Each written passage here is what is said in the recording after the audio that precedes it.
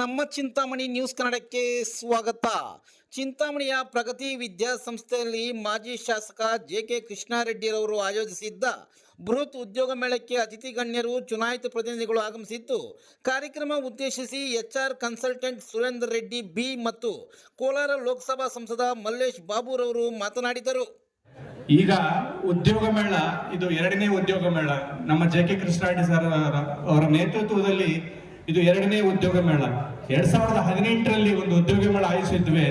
ಅದರಲ್ಲಿ 1950 ಜನ ರಿಜಿಸ್ಟರ್ ಆಗಿದ್ರೆ 575 ಜನ ಸೆಲೆಕ್ಟ್ ಆಗಿದ್ದರು. ಸೊ ಇದು 2025ರಲ್ಲಿ ಎರಡನೇ ಬೃಹತ್ ಉದ್ಯೋಗ ಮೇಳ. ಈಗ ಡಿಲೇ ಆಗಿರೋದ್ರಿಂದ ಈಗೆಲ್ಲ ನಡೀತಾರವ್ರೆ, ಎಲ್ಲ ಜನ ಏನು ಆಕಾಂಕ್ಷಿಗಳು ಬರ್ತಾ ಇದ್ದಾರೆ ಇನ್ನ. ಸೊ ಹೀಗಾಗಿ ನಾವು ನನ್ನ ವೃತ್ತಿ ಬಂದ್ಬಿಟ್ಟು HR ಪ್ರೊಫೆಷನಲ್. ನಾನೊಂದು 22 ವರ್ಷ HR ಅಲ್ಲಿ ಸೇವೆ ಮಾಡಿಸಿ ನಾನೀಗ ಅಂತ ಉದ್ಯೋಗ ಮೇಳ ಆಯೋಜನೆ ಮಾಡಬೇಕು ಅಂತ ನಮ್ಮ ಮಾಜಿ ಶಾಸಕರಾದಂತ ಕೃಷ್ಣಾರೆಡ್ಡಿ ಕೇಳಿದಾಗ ಅವ್ರು ಏನು ಕೂಡ ಹೇಳಿದೆ, ಚಕಾರ ಆಗ್ತದೆ, ಆಯ್ತು ಅಂತ ಮಾಡೋಣ ಅಂತ ಹೇಳಿದ್ರು. ಇದಕ್ಕೆ ನೆರೆದಿರುವಂತಹ ವಿವಿಧ ಇಂಡಸ್ಟ್ರಿಯಲ್ ಏರಿಯಾಗಳಾದ ಮಸ್ಸನಹಳ್ಳಿ, ನರಸಾಪುರ, ಮಾಲೂರು, ವೇಮಗಲ್, ದೇವನಹಳ್ಳಿ, ಜಿಗಣಿ, ಪೀಣ್ಯ ಮತ್ತು ಇತರೆ ಇದು ಇಂಡಸ್ಟ್ರಿಯಲ್ ಏರಿಯಾಗಳಿಂದ ಬಂದಿರುವಂತಹ ನನ್ನ HR ಎಲ್ಲ ಸ್ನೇಹಿತರಿಗೂ ನಮಸ್ಕರಿಸುತ್ತಾ ಇವತ್ತಿನ ಕಾರ್ಯಕ್ರಮ ತುಂಬಾ ಆಯೋಜಿಸಿದ್ದೀವಿ. ಸೊ ಇದಕ್ಕೆ ಉದ್ಯೋಗ ಮೇಳಗಳು ತುಂಬಾ ನಡೀತವೆ. ಉದ್ಯೋಗ ಮೇಳಗಳು ಯಾವ ತರ ನಡೀತೆ ಅಂದ್ರೆ, ಉದ್ಯೋಗ ಮೇಳ ಸ್ಟಾಲ್ಗಳು ಮಾಡಿ ಮಾಡ್ತಾರೆ. ಬಟ್ ನಾವ್ ಇಲ್ಲಿ ಏನಾಗತ್ತಂದ್ರೆ, ಇಲ್ಲಿ ಉದ್ಯೋಗ ಮೇಳಕ್ಕೆ ಬರ್ಬೇಕು ಅಂದ್ರೆ ಕ್ಯಾಂಡಿಡೇಟ್ಸ್ ತುಂಬಾ ಆಸೆ ಇಟ್ಕೊಂಡು ಬಂದಿರ್ತಾರೆ, ಅಲ್ಲಿ ಏನೋ ಒಂದು ಆಗತ್ತೆ ಅಂತ ಹೇಳಿ. ಇದನ್ನಂತ ಅರ್ಥಪೂರ್ಣವಾದಂತಹ ಉದ್ಯೋಗ ಮೇಳ ಆಯೋಜಿಸಿದೀವಿ. ಇಲ್ಲಿ ಸುಮಾರು 38 ಕಂಪನಿಗಳು, ವಿವಿಧ ಕ್ಷೇತ್ರಗಳು ಅಂದ್ರೆ ಫಾರ್ಮಾ ಇರ್ಬೋದು, ಆಟೋಮೊಬೈಲ್ ಸೆಕ್ಟರ್ ಇರ್ಬೋದು, ಮೆಕ್ಯಾನಿಕಲ್ ಇರ್ಬೋದು, ಫಾರ್ಮಾಸ್ಯೂಟಿಕಲ್, ಸುಮಾರು ಹಲವಾರು ಕ್ಷೇತ್ರಗಳಲ್ಲಿ SSLC ಫೇಲ್ ಆಗಿರೋದ್ರಿಂದ ಅಪ್ ಟು ಪೋಸ್ಟ್ ಗ್ರಾಜುಯೇಷನ್ ವರೆಗೂ, SSLC +2 ಗ್ರಾಜುಯೇಟ್ಸ್ ಅಲ್ಲಿ ಬೇರೆ ಬೇರೆ ಸ್ಟ್ರೀಮ್ಸ್ ಇದೆ, ಮಾಸ್ಟರ್ಸ್ ಅಲ್ಲಿ ಫಾರ್ಮಾಸ್ಯೂಟಿಕಲ್, ಎಲ್ಲಾ ತರದಂತ ಆಕಾಂಕ್ಷೆಗಳು ನೆರವೇರಿದಿರ. ಇದಕ್ಕೆ ಅದೇ ಅಂತ ಡೈರೆಕ್ಷನ್ಸ್ ಕೊಟ್ಟಿದ್ದೀವಿ. ನಾವು 5 ಬ್ಲಾಕ್ಗಳು ಡಿವೈಡ್ ಮಾಡಿದೀವಿ, ABCDE ಅಂತ. ಪ್ರತಿಯೊಂದು ಬ್ಲಾಕ್ಗೆ ಕಂಪನಿ ಸೆಲೆಕ್ಟ್ ಮಾಡಿದೀವಿ. ಆ ಕಂಪನೀಸ್ಗೆ ಇನ್ಫಾರ್ಮೇಶನ್ ಬೋರ್ಡ್ಸ್ ಎಲ್ಲ ಇದೆ. ಉದ್ಯೋಗಾಕಾಂಕ್ಷಿ ಯಾರು ಬಂದಿರ್ತಾರೋ ಅವರು ಈಸಿಯಾಗಿ ಅವರ ಕಂಪನಿಗೆ ಅವ್ರು ಏನು ಓದಿದ್ದೀರಾ, ITI ಮಾಡಿದ್ರ, ಡಿಪ್ಲೊಮಾ ಮಾಡಿದ್ರ, ಇಲ್ಲ BE ಏನು ಅಂತ ನಿಮ್ಮ ಕ್ಷೇತ್ರಗಳಲ್ಲಿ ನೀವು ಸೆಲೆಕ್ಟ್ ಮಾಡಿಕೊಂಡು ನಿಮ್ಮ ಕಂಪನಿಗಳಿಗೆ ಹೋಗಿ ನೀವು ಅಟೆಂಡ್ ಮಾಡ್ಬೋದು. ಒಂದು ಅಭ್ಯರ್ಥಿಗೆ ಸುಮಾರು 4 ರಿಂದ 5 ಆಪ್ಷನ್ಸ್ ಇದೆ. ITI ಮಾಡಿರೋರಿಗೆ 4 ರಿಂದ 5 ಆಪ್ಷನ್ಸ್ ಇದೆ. ಡಿಪ್ಲೊಮಾಸ್ಗೆ ಪ್ರತಿಯೊಂದು ಕ್ಷೇತ್ರಕ್ಕೂ 4 ರಿಂದ 5 ಕಂಪನಿ ಆಪ್ಷನ್ಸ್ ಇದೆ. ನಿಮ್ಮ ಆಪ್ಷನ್ಸ್ ನೋಡ್ಕೊಂಡು ನೀವು ಅಟೆಂಡ್ ಮಾಡಿ. ಪ್ರತಿಯೊಂದಕ್ಕೂ ವಾಲಂಟಿಯರ್ಸ್ ಇದ್ದಾರೆ, ಪ್ರತಿಯೊಂದು ವಿಭಾಗಕ್ಕೂ ವಾಲಂಟಿಯರ್ಸ್ ಇದ್ದಾರೆ. ವಾಲಂಟಿಯರ್ಸ್ ನಿಮ್ಗೆ ಸಹಾಯ ಮಾಡ್ತಾರೆ, ಯಾವ ತರ ಮಾಡ್ಬೇಕು, ಯಾವ ತರ ಡೈರೆಕ್ಷನ್ಸ್ ಇರ್ತಿದೆ. ಇನ್ನ ಬರ್ತಾ ಇದ್ದಾರೆ. ಸೊ ಕ್ಯಾಂಡಿಡೇಟ್ಸ್ ಇನ್ನ ಬರೋರಿದ್ದಾರೆ. ಯಾಕಂದ್ರೆ ಈ ಮಳೆ ಅಭಾವದಿಂದ ಸ್ವಲ್ಪ ಡಿಸ್ಟರ್ಬ್ ಆಯ್ತು. ಆದ್ರೂ ಕೂಡ ಇದು ಸಾಯಂಕಾಲವರೆಗೂ 5 ನಡೀತದೆ. ಸುಮಾರು 38 ಕಂಪನಿಗಳು ನಾನು ಹೇಳಿದಾಗೆ ವಿವಿಧ ಭಾಗಗಳಿಂದ ಬಂದಿದ್ದಾರೆ. ಆ ಭಾಗಗಳಿಂದ ಬಂದಿರೋದ್ರಾಗಿ ಪ್ರತಿಯೊಬ್ಬರಿಗೂ ಇಲ್ಲಿ ಉದ್ಯೋಗಾಕಾಂಕ್ಷಿಗಳಿಗೆ 100% ಇದು ನೆರವಾಗತ್ತೆ ಅಂತ ಆಸೆ ಇಟ್ಕೊಂಡು, ಹಾಗೂ ಇಲ್ಲೆಲ್ಲ ಬಂದಿರುವಂತಹ ಗಣ್ಯರಿಗೂ ವಂದಿಸುತ್ತಾ, ಸೊ ನನ್ನ ಕೃಷ್ಣಾರೆಡ್ಡಿ ಅಣ್ಣ ಅವರು ಸುಮಾರು 1.5 ತಿಂಗಳಿಂದ ಅವರು ಬರ್ತ್ಡೇ ದಿನ UPSC ಮತ್ತು KSಗೆ ಯುವಕರಿಗೆ ಫ್ರೀ ಕೋಚಿಂಗ್ ಕ್ಲಾಸ್ ಮಾಡಿದ್ರು. ಅವತ್ತೇ ಹೇಳಿದೆ,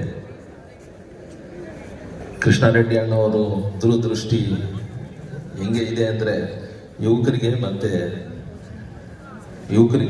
ಮೇಜರ್ ಆಗಿ ಒಂದು ದಾರಿ ತೋರಿಸ್ಬೇಕು ಅಂತ.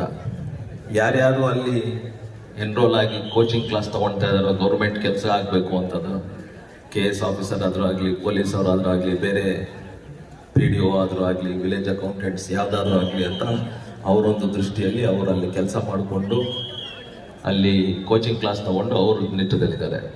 ಬೇರೆ ಯಾರು ಅದಕ್ಕೆ ಬರಲಿಲ್ಲ, ಅವ್ರಿಗೆ ಉದ್ಯೋಗ ಸೃಷ್ಟಿ ಮಾಡಿಕೊಡ್ಬೇಕು ಅಂತ ಏನೋ ಒಂದು ಯೋಚನೆ ಮಾಡಿ ಇವತ್ತು ಇಲ್ಲಿ ಉದ್ಯೋಗ ಮೇಳೆ ಒಂದು ಮಾಡ್ತಾ ಇದ್ದಾರೋ, ಇದರಲ್ಲಿ ಬಂದಿರುವ ನೀವು ಯುವಕರಿಗೆ ದಯವಿಟ್ಟು ಒಂದು ಮಾತು ಹೇಳಕ್ಕೆ ಇಷ್ಟಪಡ್ತೀನಿ. ಎಲ್ಲ ಈಸಿಯಾಗಿ ಸಿಗಲ್ಲ. ನಿಮಗೆ ಕೆಲಸ ಬೇಕು ಬಂದಿದ ತಕ್ಷಣ ಕೆಲಸ ಸಿಗಲ್ಲ. ನೀವು ಎಫರ್ಟ್ಸ್ ಹಾಕಬೇಕು. ನೀವು ಹೆಂಗೆ ಓದಿದ್ದೀರಾ, ಹೆಂಗೆ ಎಫರ್ಟ್ಸ್ ಹಾಕಿ ಮಾರ್ಕ್ಸ್ ತೊಗೊಂಡಿದ್ದೀರಾ, PUC ಎಲ್ಲಾದರೂ ಆಗಲಿ, 10th ಅಲ್ಲಾದರೂ ಆಗಲಿ, ಡಿಗ್ರಿ ಎಲ್ಲಾದರೂ, ಇದರಲ್ಲೂ ನೀವು ಎಫರ್ಟ್ಸ್ ಹಾಕಿ ನೀವು ಕೆಲಸಗಳು ತಗೋಬೇಕಾಗುತ್ತೆ. ಸ್ಟಡೀಸ್ ಒಂದೇ ಮುಖ್ಯ ಅಲ್ಲ, ಬೇರೆ ಎಕ್ಸ್ಟ್ರಾ ಕರಿಕ್ಯುಲರ್ ಆಕ್ಟಿವಿಟೀಸ್ ಅಂತ ಏನು ಅಂತೀವೋ ಅದರಲ್ಲೂ ನೀವು ಒಂದು ಹೆಜ್ಜೆ ಮುಂದೆ ಇರಬೇಕು. Whether it is computer courses R any other course which is involved in the job, ನೀವು ಅದಕ್ಕೂ ಮುಂದಾಗಿ ನೀವು ಬರೀ ಓದು ಅಂತಲ್ಲ, ಅದರಲ್ಲೂ ನೀವು ಮುಂದೆ ಆಗಿ ಬಂದರೆ ನಿಮಗೆ ಉದ್ಯೋಗಗಳು ಏನು ಇವಾಗ ನೀವು ಇಲ್ಲಿ ಕಂಪನಿಗಳು ಬಂದಿದ್ದಾರೋ, other then education you need to have extra courses which you have done, ಅದರಲ್ಲಿ ನಿಮ್ಗೊಂದು ಅಡ್ವಾಂಟೇಜ್ ಸಿಗುತ್ತೆ. ಸೊ ನೀವು ನಾನು PUC ಮಾಡಿದ್ದೀನಿ, ನಾನು ಡಿಗ್ರಿ ಮಾಡಿದ್ದೀನಿ, ನನಗೆ ಕೆಲಸ ಸಿಗಲಿಲ್ಲ ಅಂತ ಅಂದ್ಕೋಬೇಡಿ. ಕೆಲಸ ಸಿಗುತ್ತೆ, ಬಟ್ ಅದರಲ್ಲಿ ಏನು ರಿಕ್ವೈರ್ಮೆಂಟ್ಸ್ ಇದೆಯೋ ನೋಡ್ಕೊಳ್ಳಿ. ಇವತ್ತು ಏನು ಈ ಉದ್ಯೋಗ ಮೇಳಕ್ಕೆ ಬಂದಿದ್ದೀರೋ ನಿಮ್ಗೆ ಆಲ್ರೆಡಿ ಒಂದು ಸತಿ ಎಲ್ಲ ಬೇಗ ಹೋಗಿ ಒಂದು ಇಂಟರ್ವ್ಯೂಸ್ ಅಟೆಂಡ್ ಮಾಡಿರ್ತೀರ. ಅದರಲ್ಲಿ ಇದು ಬಿಟ್ಟು ಎಜುಕೇಷನ್ ಬಿಟ್ಟು ಬೇರೆ ಏನು ರಿಕ್ವೈರ್ಮೆಂಟ್ಸ್ ಎಕ್ಸ್ಟ್ರಾ ಏನು ಬೇಕು ಅಂತ ಗೊತ್ತಿರುತ್ತೆ. ಅದನ್ನೆಲ್ಲ ನೀವು ನಿಮ್ಮಲ್ಲಿ ಆ ಕೋರ್ಸಸ್ ತೊಗೊಂಡು ನೀವು ಒಂದು ಸರ್ಟಿಫಿಕೇಟ್ಸ್ ತೊಗೊಂಡಿದ್ರೆ ಇಲ್ಲಿ ನಿಮಗೆ ಜಾಬ್ಸ್ ಕೊಡೋಕ್ಕೆ ಅವ್ರಿಗೆ ಈಸಿ ಆಗುತ್ತೆ. ಸೊ ಅದು ಒಂದು ಮುಖ್ಯ ಅಂತ ಹೇಳಕ್ಕೆ ಇಷ್ಟಪಡ್ತೀನಿ. ಕಂಪನೀಸ್ ಅವ್ರಿಗೊಂದು ಹೇಳಕ್ಕೆ ಇಷ್ಟಪಡ್ತೀನಿ, ದಯವಿಟ್ಟು ನೀವು ಎಲ್ಲೋ ಒಂದು ಕಡೆ ಎಲ್ಲ ರೂರಲ್ ಸ್ಟೂಡೆಂಟ್ಸ್ ಇರ್ತಾರೆ, ಇಲ್ಲಿ ಮೋಸ್ಟ್ಲಿ ಸಿಟೀಸ್ ಅಂತಂತೂ ಇರಲ್ಲ ಜಾಸ್ತಿ, ರೂರಲ್ ಸ್ಟೂಡೆಂಟ್ಸ್ ಇರ್ತಾರೆ. ಎಲ್ಲೋ ಒಂದು ಕಡೆ ಒಂದು ಅವಕಾಶ ಮಾಡಿಕೊಡಿ. Give them 2 or 3 months training. ಎಲ್ಲರೂ ಅಡ್ಯಾಪ್ಟ್ ಮಾಡ್ಕೊಳ್ಳೋಕೆ ಅವರು ಸಿದ್ಧವಾಗಿರ್ತಾರೆ.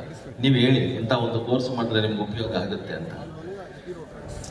ಎಲ್ಲ ನಿಮಗೆ ರೆಡಿಮೇಡ್ ಎಂಪ್ಲಾಯೀಸ್ ಅಂತೂ ಸಿಗಲ್ಲ. You have to create employees. So please my request is to all the companies, ದಯವಿಟ್ಟು ಒಂದ್ಸತಿ ಟ್ರೈನಿಂಗ್ ಅಂತ ಏನು ಕೊಡ್ತೀರೋ ಒಂದು 2 ತಿಂಗಳು 3 ತಿಂಗಳು ಕೊಟ್ಟು ಇಂತಹ ಒಂದು ಕೋರ್ಸ್ ಮಾಡ್ಕೊಳ್ಳಿ ಅಂದಾಗ ಅವ್ರಿಗೂ ಒಂದು ಧೈರ್ಯ ಬರುತ್ತೆ. ನಮಗೆ ಕಂಪನಿ ಸಪೋರ್ಟ್ ಮಾಡ್ತಾರೆ, 3 ತಿಂಗಳು 4 ತಿಂಗಳು ಟೈಮ್ ಕೊಡ್ತಾರೆ, ಅಷ್ಟೊತ್ತಿಗೆ ನಾನಿದು ಈ ಕೋರ್ಸ್ ಮಾಡ್ಬೋದು ಅಂತ. ಅದಕ್ಕೆ ನೀವು ಒಂದು ಹೆಜ್ಜೆ ಮುಂದೆ ಹೋದರೆ ಏನು ಈ ರೂರಲ್ ಸ್ಟೂಡೆಂಟ್ಸ್ ಬಂದಿದ್ದಾರೋ ರೂರಲ್ ಸಿಗುತ್ತೆ ಅಂತ ಹೇಳ್ತಾ ಇದ್ದೀನಿ. ದಯವಿಟ್ಟು you have to go together. ನೀವು ಹುಡುಗರು ನೀವು ಕಂಪನಿಯವ್ರ ಜೊತೆ ಸ್ವಲ್ಪ ತಾಳ್ಮೆಯಿಂದ ನೀವು ಅಡ್ಜಸ್ಟ್ ಮಾಡ್ಕೋಬೇಕಾಗತ್ತೆ. ನೀವು ಕಂಪನೀಸ್ ಅವರು ಸ್ವಲ್ಪ HR ಅವರು ನೀವು ಸ್ವಲ್ಪ ಅಡ್ಜಸ್ಟ್ ಮಾಡಿಕೊಂಡು 3-4 months ಟೈಮ್ಸ್ ಕೊಟ್ಟರೆ ಅವರು ಅಡ್ಜಸ್ಟ್ ಆಗ್ತಾರೆ ಅಂತ ಹೇಳ್ತಾ, ದಯವಿಟ್ಟು ಒಂದಾಗಿ ಹೋಗಿ ಎಲ್ಲ ಕೆಲಸಗಳು ನೀವು ಸೃಷ್ಟಿ ಮಾಡಿಕೊಡ್ತಾ ಇದ್ದೀರಾ ಅಂತ ಏನೋ ಒಂದಿದೆಯೋ, ವೇಮಗಲ್ಲಾದರೂ ಆಗಲಿ, ಮಸ್ತೇನಹಳ್ಳಿ ಅದಾದ್ರಲ್ಲಿ, ನರಸಾಪುರ, ದೇವನಹಳ್ಳಿ ಎಲ್ಲಾದರೂ ಆಗಲಿ, ದಯವಿಟ್ಟು ನೀವೆಲ್ಲ ನಮ್ಮ ಯುವಕರಿಗೆ ಒಂದು ದಾರಿ ತೋರಿಸಿ ಅಂತ ಹೇಳ್ತಾ ನಾನು